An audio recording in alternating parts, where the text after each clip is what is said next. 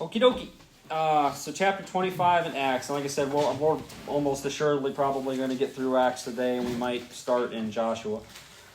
So chapter 25, verse 1, it says, 3 days after arriving in the province, Festus went up from Caesarea to Jerusalem, where the chief priest and the Jewish leaders appeared before him and presented the charges against Paul. And they requested Festus, as a favor to them, to have Paul transferred to Jerusalem, for they were preparing an ambush to kill him along the way. So these guys aren't giving up. Even though the first ambush was kind of faltered, they're still trying to kill Paul. Remember, these guys had not eaten. I don't know if y'all remember that or not, but they vowed not to eat until Paul was dead. So these guys are getting desperate.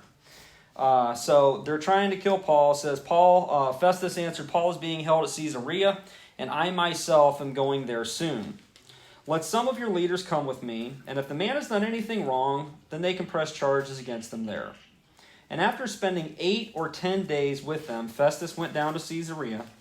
And the next day he convened the court and ordered that Paul be brought before him.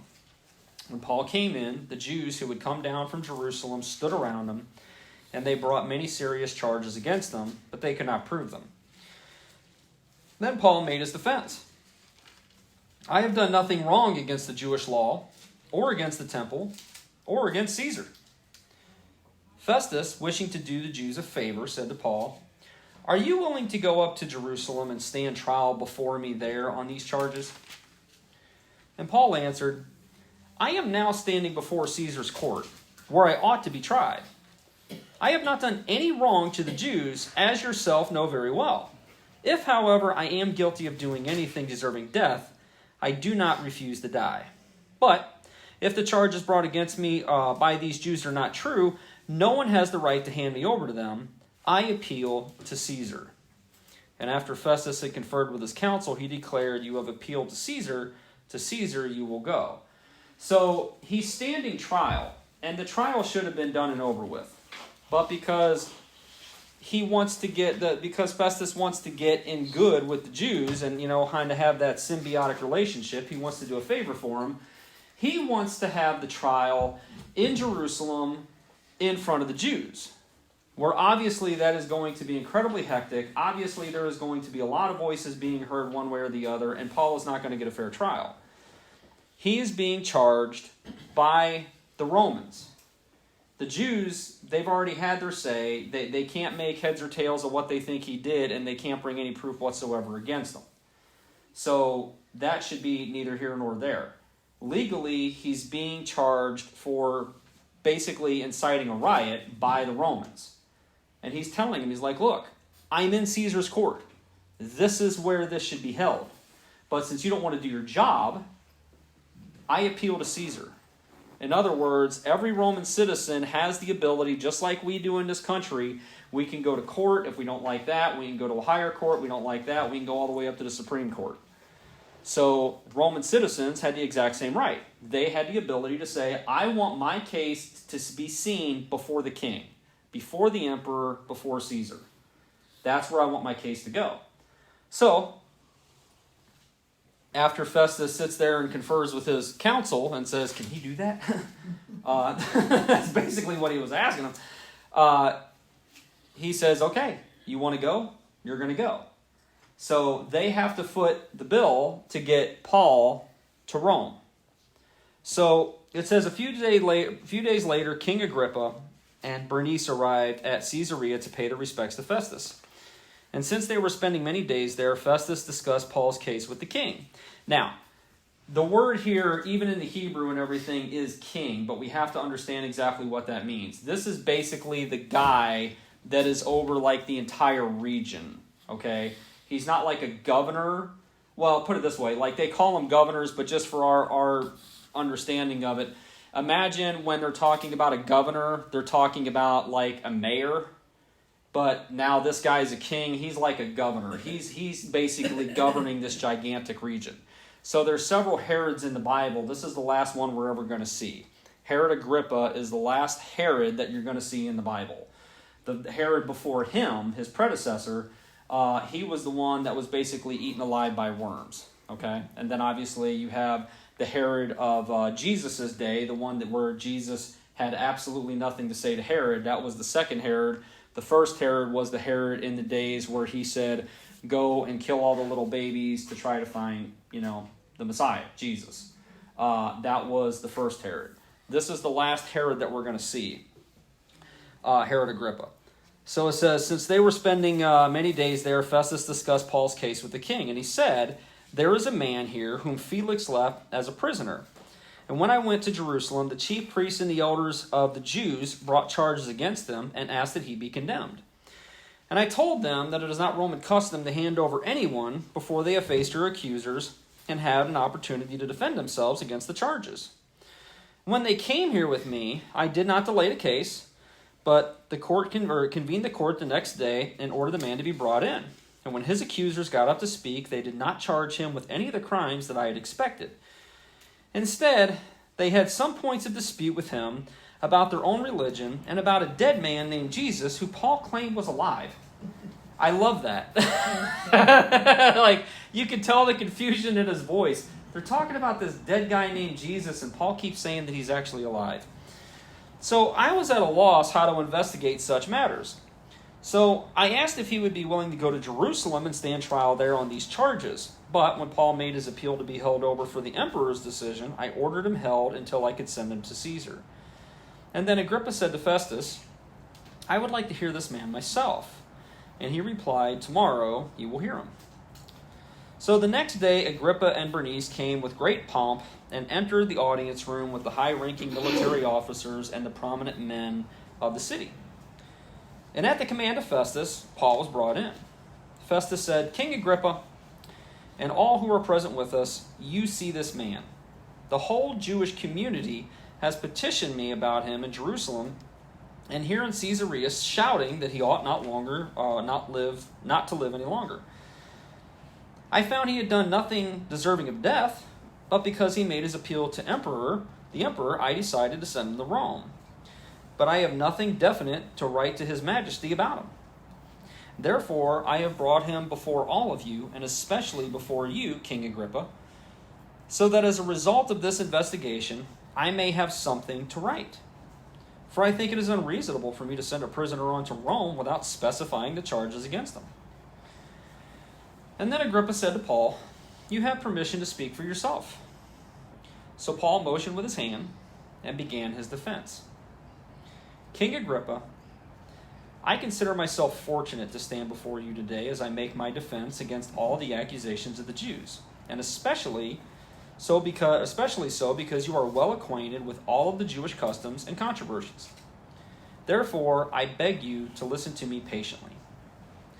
The Jewish people all know the way I have lived ever since I was a child, from the beginning of my life in my own country and also in Jerusalem.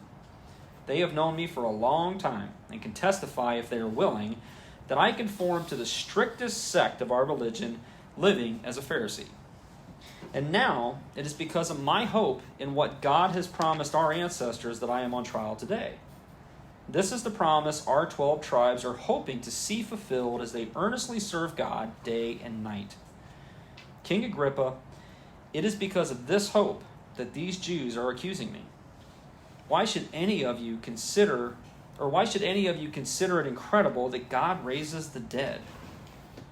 I, too, was convinced that I ought to do all that was possible to oppose the name of Jesus of Nazareth.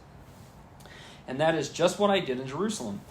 On the authority of the chief priests, I put many of the Lord's people in prison, and when they were put to death, I cast my vote against them. Many a time, I went from one synagogue to another to have them punished, and I tried to force them to blaspheme, and I was so obsessed with persecuting them that I even hunted them down in foreign cities. On one of these journeys, I was going to Damascus with the authority and the commission of the chief priests. And about noon, King Agrippa, as I was on the road, I saw a light from heaven, brighter than the sun, blazing around me and my companions. We all fell to the ground, and I heard a voice saying to me in Aramaic, or depending on what translation you're reading, it could be Hebrew, Saul, Saul, why do you persecute me? It is hard for you to kick against the goads. So I'm going to stop here. So we've all read the original story in Acts, and this is now the third time that he tells this story. This is the first time that we've ever seen that line, okay? So what is that line and why is it there? So it is hard for you to kick against the goads. Basically, that is an actual old Jewish saying.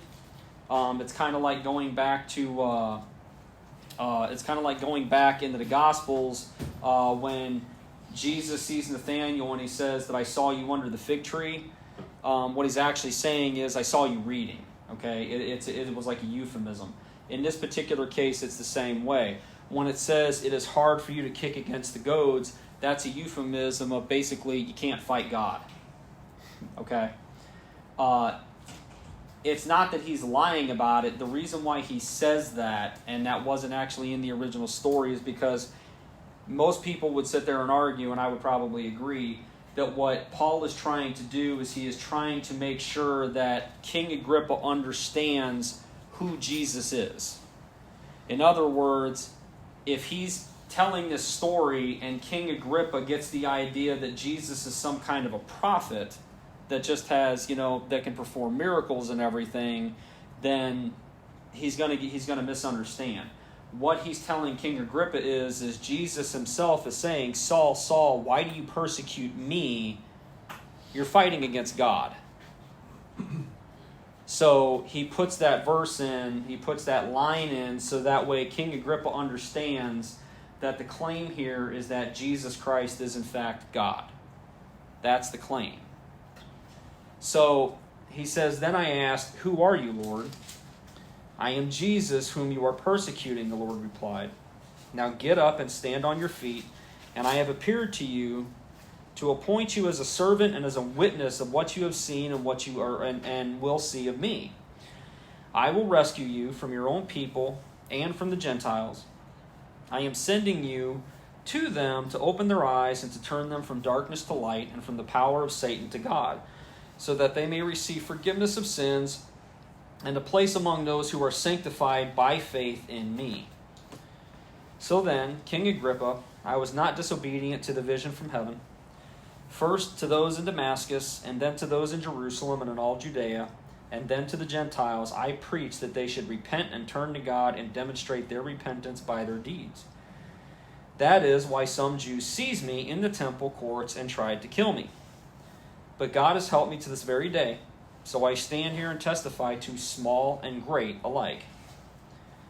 I am saying nothing beyond what the prophets and Moses said would happen, that the Messiah would suffer, and as the first to rise from the dead, would bring the message of light to his own people and to the Gentiles.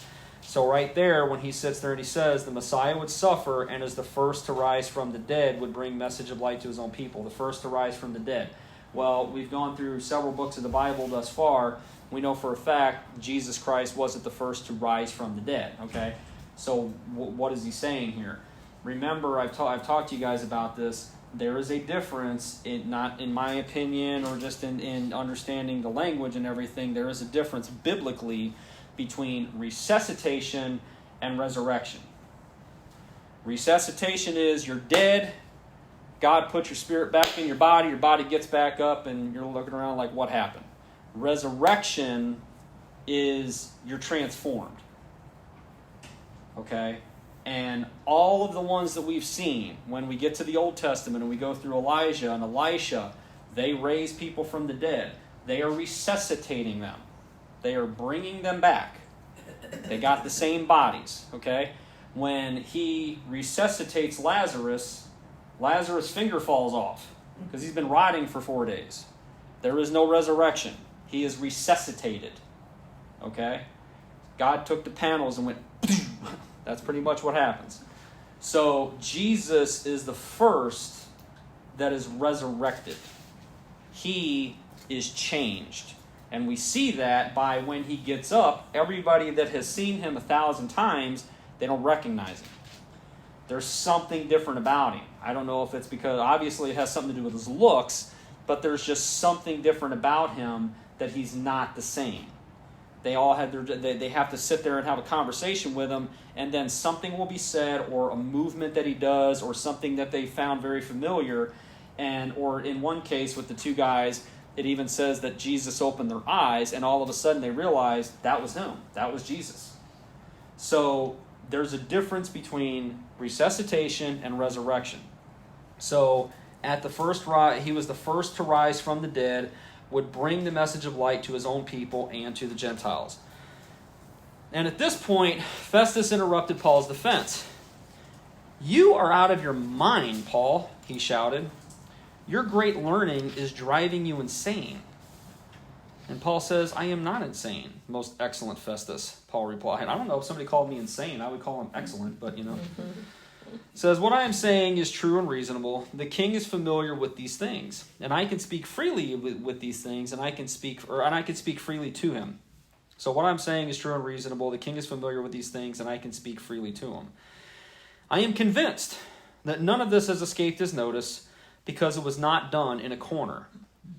King Agrippa, do you believe in the prophets? I know you do." So he's backing King Agrippa into a wall here. King Agrippa is part Jewish, okay? So he's part Jewish. That's the reason why he says, "I know you know about this stuff." Okay? You were raised with this stuff. So it says, "Then Agrippa said to Paul," now we need to talk about this line, but this is what he says. "Then Agrippa said to Paul, 'Do you think that in such a short time you can persuade me to be a Christian?'" Now, depending on what version of the Bible you're reading, it will either sit there and say, "Do you think that in such a short time you can persuade me to be a Christian?" Or it will say, just so I get the exact context right, exact verbiage right,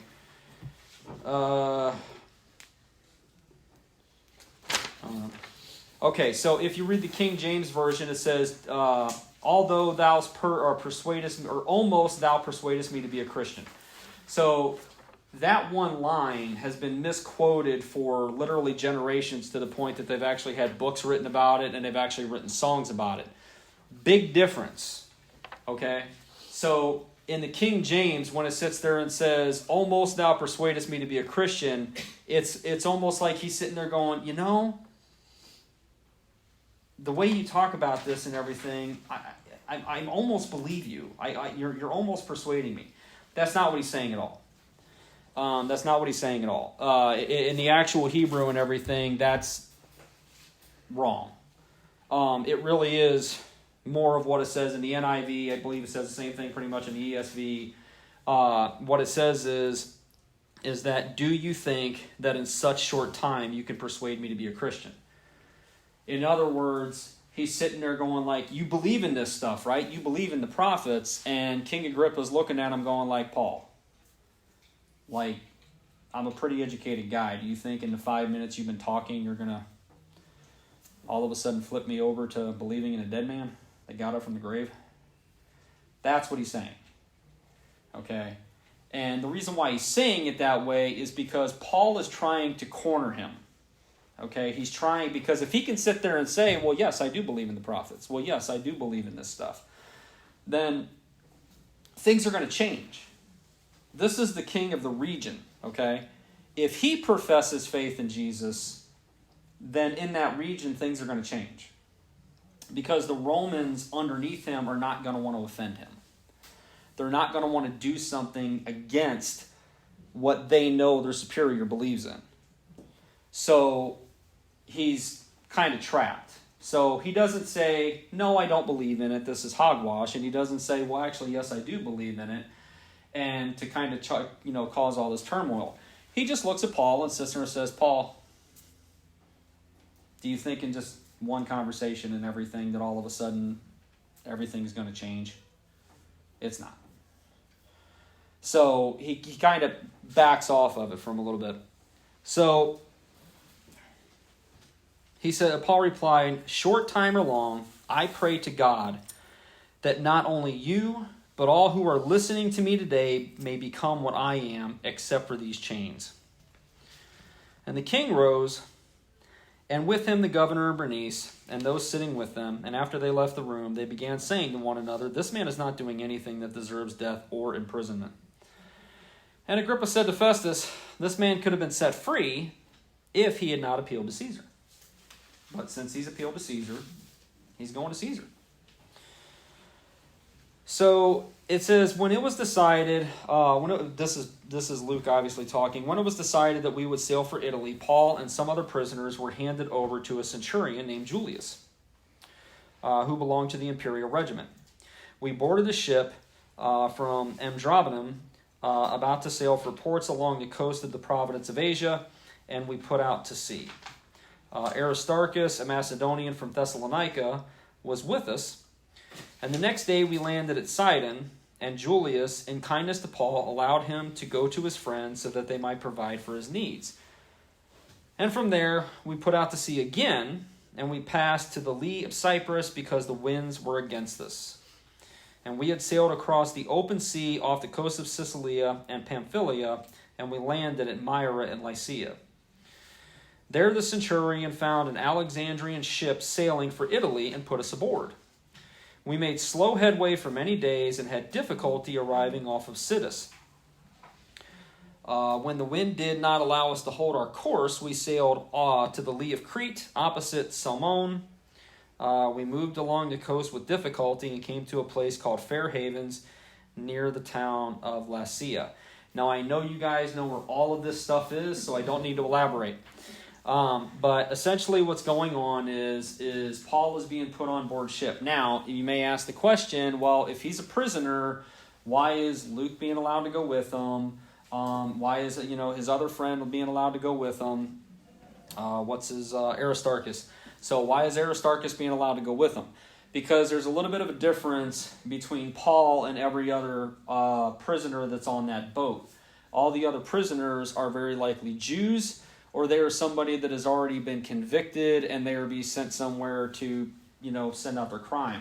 Paul is a Roman citizen, and they pretty much know that there's really no basis behind these charges, so he's basically under what we would consider to be house arrest. When he actually gets to Rome, he actually has his own little place to live. He's not in a jail cell.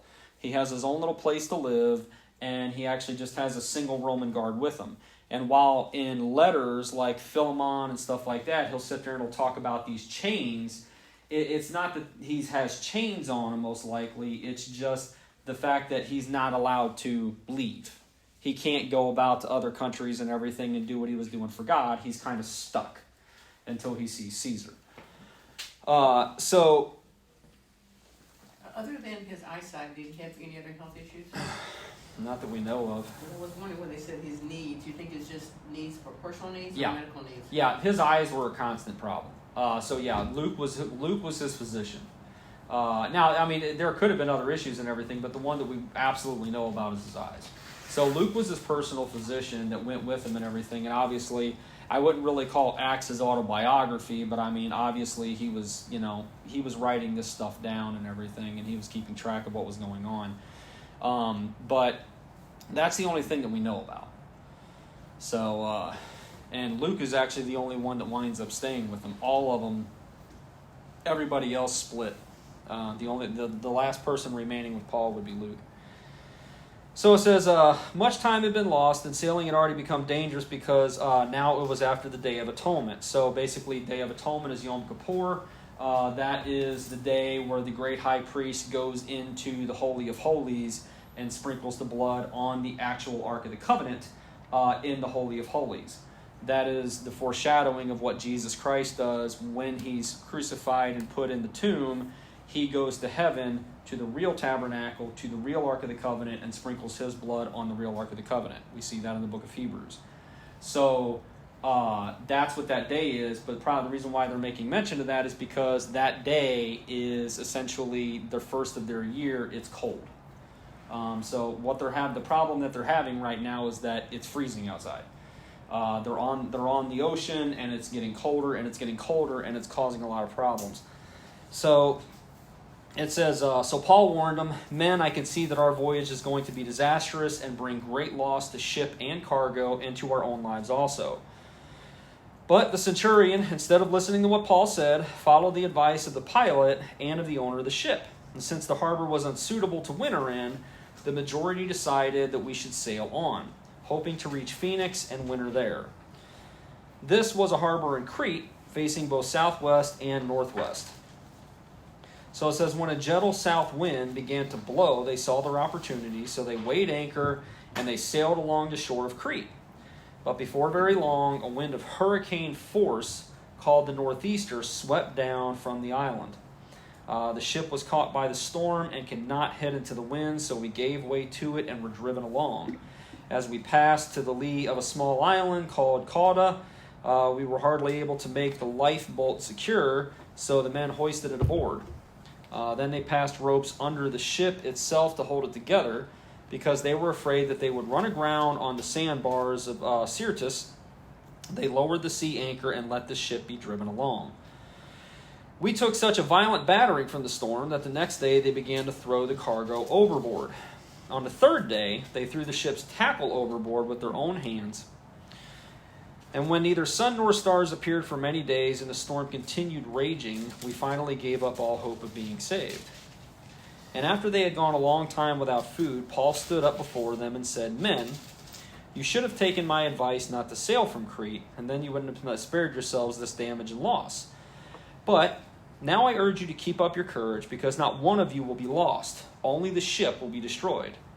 Last night, an angel of the God to whom I belong and to whom I serve stood beside me and said, 'Do not be afraid, Paul. You must stand trial before Caesar, and God has graciously given you the lives of all who sail with you. So keep up your courage, men, for I have faith in God that it will happen just as he told me. Nevertheless, we must run aground on some island.' So on the 14th night, we were still being driven across the Adriatic Sea, when about midnight the sailors sensed that they were approaching land. They took soundings and found that the water was 120 feet deep. A short time later, they took soundings again and found that it was 90 feet deep. Fearing that they would be dashed against the rocks, they dropped 4 anchors from the stern and prayed for daylight. In an attempt to escape from the ship, the sailors let the lifeboat down into the sea, pretending that they were going to lower some anchors from the bow. So they're abandoning ship. And then Paul said to the centurion and the soldiers, 'Unless these men stay with the ship, you cannot be saved.' So the soldiers cut the rope that held the lifeboat and let it drift away. Just before dawn, Paul urged them all to eat. For the last 14 days, he said, 'You have been in constant suspense and have gone without food. You haven't eaten anything. Now I urge you to take some food. You need it to survive. Not one of you will lose a single hair from his head.' And after he said this, he took some bread and gave thanks to God in front of them all. And then he broke it and began to eat. And they were all encouraged and ate some food themselves. Altogether, there were 276 of us on board. And when they had eaten as much as they wanted, they lightened the ship by throwing the grain into the sea." So now the first question I'm sure people are probably thinking is, well, why did they go for 14 days without food if they had food on board? Okay, because they had no way to prepare it. When you're going through a massive storm for 14 days that is knocking the ship back and forth to the point where you're afraid that it's going to break apart, you can't take grain and make it into leaven or unleavened bread. That takes time, that takes stillness, that takes, preparation. They didn't have that. They've literally been knocked around in the sea for 2 weeks straight, nonstop. So now that everything's starting to settle down a little bit, they were able to make bread. Once they ate as much as they wanted to, and they knew that land was nearby, they threw the wheat and everything overboard. The reason why is because they know that sooner or later this ship is going to run aground. The heavier it is, the faster it's going to run aground, and the farther away it's actually going to be from land. So the lighter it is, that means the farther they can go inland before it actually hits land and actually comes to the point where they can actually get out of the boat and make it to land. So they're dumping everything that they can to make the boat lighter. It says, when daylight came, they did not recognize the land, but they saw a bay with a sandy beach, where they decided to run the ship aground if they could. Cutting loose the anchors, they left them in the sea, and at the same time untied the ropes that held the rudders. Then they hoisted the foresail to the wind and made for the beach. But the ship struck a sandbar and ran aground. The bow stuck fast and would not move, and the stern was broken to pieces by the pounding of the surf. The soldiers planned to kill the prisoners to prevent any of them from swimming away and escaping. But the centurion wanted to spare Paul's life and kept them from carrying out their plan. He ordered those who could swim to jump overboard first and get to land, and the rest were to get there on planks or on other pieces of the ship. In this way, everyone reached land safely. So, they land on the Isle of Malta. Okay, this is probably one of the more famous stories about Paul that we've probably all heard. This story is actually so famous that a particular, tradition or ritual actually comes out of this story. So it says, once safely on shore, we found out that the island was called Malta. The islanders showed us unusual kindness. They built a fire and welcomed us all because it was raining and cold. Paul gathered a pile of brushwood, and as he put it on the fire, a viper, driven out by the heat, fastened itself on his hand. And when the islanders saw the snake hanging from his hand, they said to each other, "This man must be a murderer, for though he escaped from the sea, the goddess Justice has not allowed him to live." But Paul shook the snake off into the fire and suffered no ill effects. The people expected him to swell up and suddenly fall dead. But after waiting a long time and seeing nothing unusual happen to him, they changed their minds and they said that he was a god.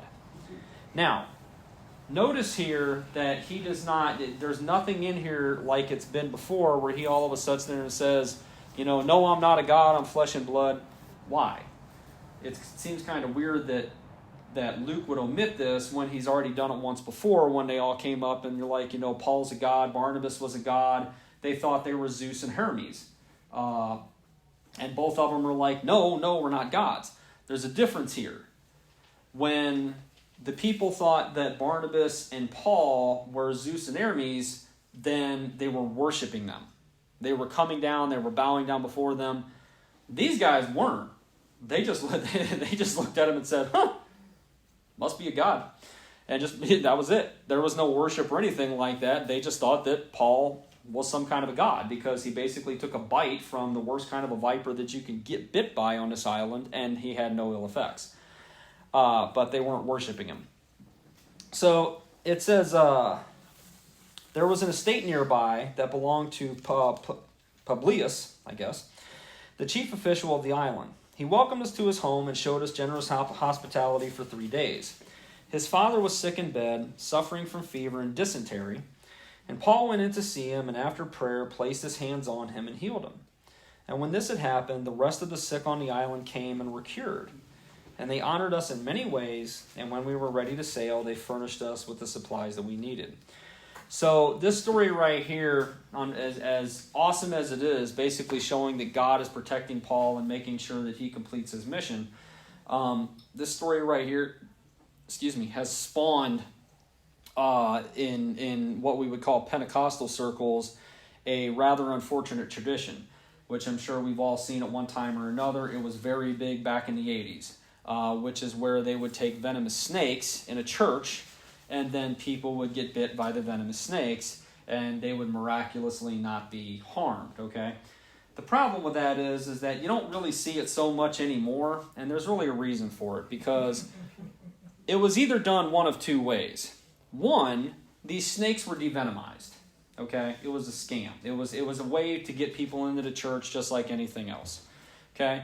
They were devenomized. People got bit by the snakes, and praise Jesus, I'm perfectly fine. However, there were a few and everything that really did have that faith in God, and they used venomous snakes. Those people are no longer here. They died, flat out. I mean, you get bit by a venomous snake, especially something like a king cobra, you're dying. That's the way it is. For us to have the hubris to sit there and think that because I am a follower of God, if I allow myself to get bit by a snake, God is going to look at me and sit there and go, oh, because you're one of mine, I'm going to take care of you. No, God's up there going like, you are a moron. Okay, you are a flat-out moron. Okay, stand in front of a car as it's coming at you at 80 miles an hour, and let's see if I just make it pass right through you. Okay, guess what? You're going to be a pancake. All right, it's just facts. So for anybody who believed that that was the way to go, here's the thing. Did Paul grab a snake and sit there and let it bite him? No. It bit him. It came out of a fire and bit him. All right? This was an accident. This was just nature. And God made sure that it did not harm Paul. For us to sit there, and like I said, that's really what this is. This is not faith in God. This is arrogance.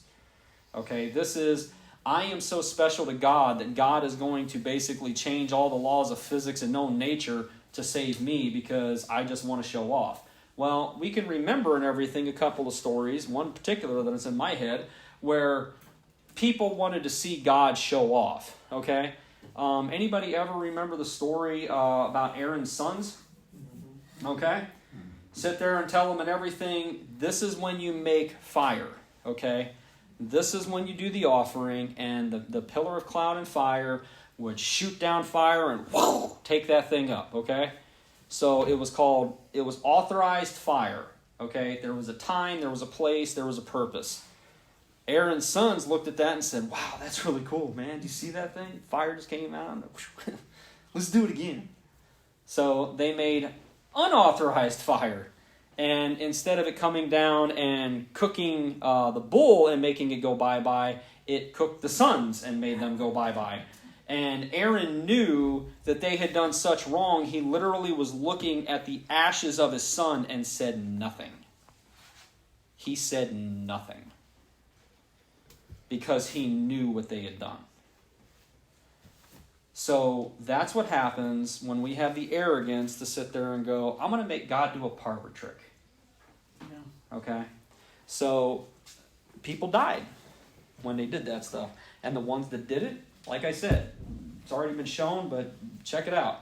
The ones that didn't, the ones that walked around praising God, the snakes were devenomized. Now, did the people getting bit by the snakes know where they devenomized? Probably not. But like I said, it was a way for people to get them into the church. It's kind of a weird scheme, wouldn't you think? Hey, come to our church, get bitten by a snake. It's amazing. But that's what it was. That's the way it was. Weird stuff. So, wrapping this up, it says, after 3 months, we put out to sea in a ship that had wintered in the island, and it was an Alexandrian ship with a figurehead of the twin gods Castor and Pollux. We put in at Syracuse and stayed there 3 days, and from there we set sail and arrived at Rhegium. Says the next day the south wind came up, and on the following day we reached Puteoli. I think that's what that is. There we found some brothers and sisters who invited us to spend a week with them, and so we came to Rome. The brothers and sisters there had heard that we were coming, and they traveled as far as the Forum of Pius and the 3 taverns to meet us. At the sight of these people, Paul thanked God and was encouraged, and when we got to Rome, Paul was allowed to live by himself with a soldier to guard him. Man, I should not have drank a Mountain Dew before teaching this class. Says 3 days later, he called together the local Jewish leaders. And when they had assembled, Paul said to them, my brothers, although I have done nothing against our people or against the customs of our ancestors, I was arrested in Jerusalem and handed over to the Romans. They examined me and wanted to release me because I was not guilty of any crime deserving death. The Jews objected, so I was compelled to make an appeal to Caesar. I certainly did not intend to bring any charge against my own people, and for this reason I have asked to see you and talk with you. It is because of the hope of Israel that I am bound with this chain. And they replied, we have not received any letters from Judea concerning you, and none of our people who have come from there have reported or said anything bad about you.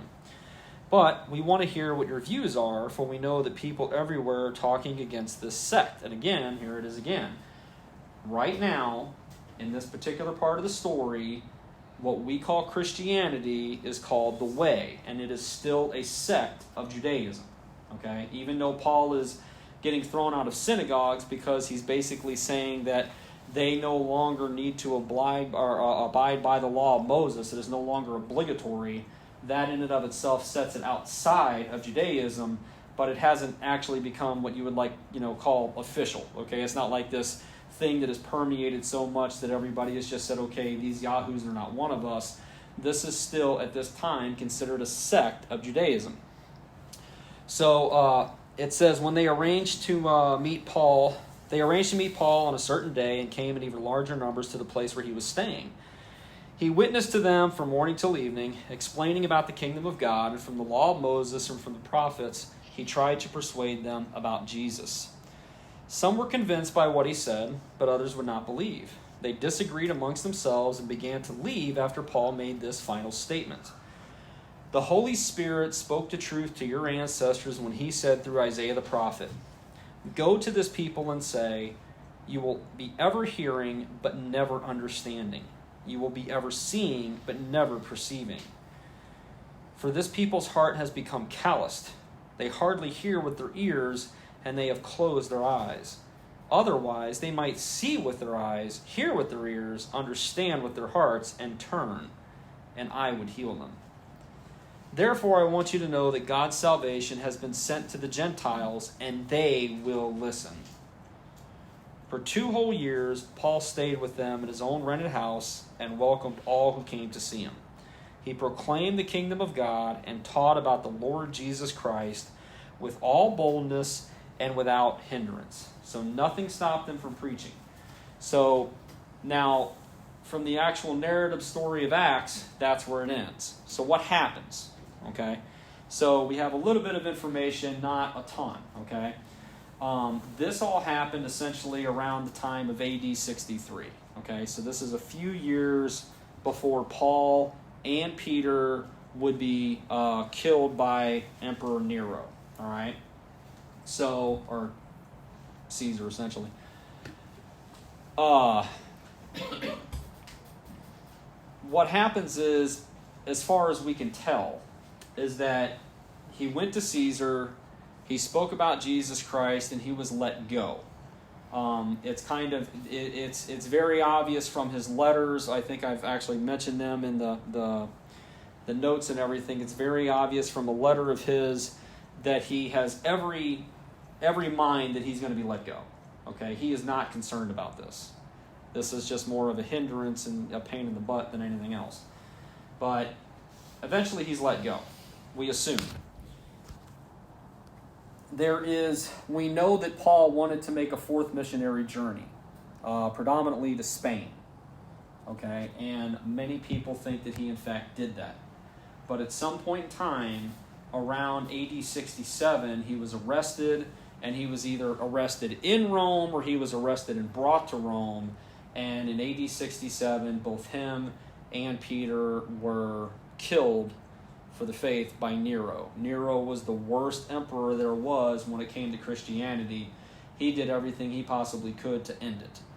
If you were ever going to sit there and say that there was a premonition of the Antichrist, Nero was probably the first one. He was absolutely against the faith, and he did horrible, horrible, horrible things to Christians. Nero was the one where a lot of times you'll see him and everything with the Christians in the Roman Colosseum and stuff like that. Nero did that. He would put him in with the lions. He would put him in with soldiers. He would do everything he could to try to make sure that they would recant their faith. There's the story in antiquity and everything of the woman with a child that was actually thrown into the Roman Colosseum, and the Roman soldiers and everything were coming after her, and she actually wound up grabbing the spear and shoving it and killing herself with it because she wanted to die for Christ. She didn't want to recant her faith. She died in the Roman Colosseum willingly and everything for Christ. So all of that stuff took place around that time period. But again, we don't know for sure what happened in between this point and when Paul died. When Paul died and when Peter died is relatively firm. But before that, we just don't know. Paul was crucified also? Huh? Paul was crucified also? Paul, if I remember correctly, one of these days, maybe I'll do it next week and everything, I'll bring in Fox's Book of Martyrs, and it basically tells how hundreds of people were martyred, but the very beginning of the book is the 12 apostles, Paul, stuff like that. If I remember correctly, we all know Peter was crucified upside down. He actually wasn't the only apostle to be crucified upside down, but Peter was crucified upside down. But if I remember correctly, I think Paul was dragged behind a horse. So he was basically shredded, because that's what would happen. I know we kind of think of got to wrap around his thing, and then they just, take him around and around. that was the fun part of the trip and everything. After that, they would basically tie him up. They would tie him up to 2 chariots, and they would just go, and he would just be ripped apart.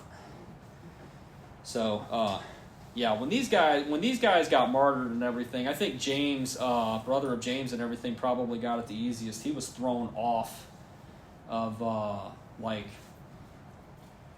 the church, like the sanctuary or something like that. He was thrown off of something and everything, and he died from a fall. That was probably about one of the easiest ones that most of these guys had. James, Jesus' brother? Yeah.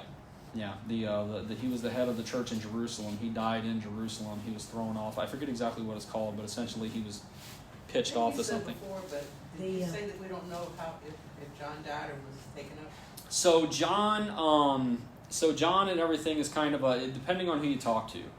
There are some people that will argue that John is the only apostle that did not die a martyr's death. He actually, died of natural causes. The problem with that is that we never actually found John's body. Now, do I think that John was ascended into heaven? Probably not. But there is the comment and everything at the end of John when Peter looks at John and says, "Well, what about that one?" And Jesus looks at John and says, what are you worried about and everything, him for? What does it matter if he's alive when I come back? And some people argue that one of the 2 witnesses will be John. I don't think it will be. If I had to take a guess, just judging by the abilities that the 2 witnesses in Revelations have, I would think it would be Moses and Elijah.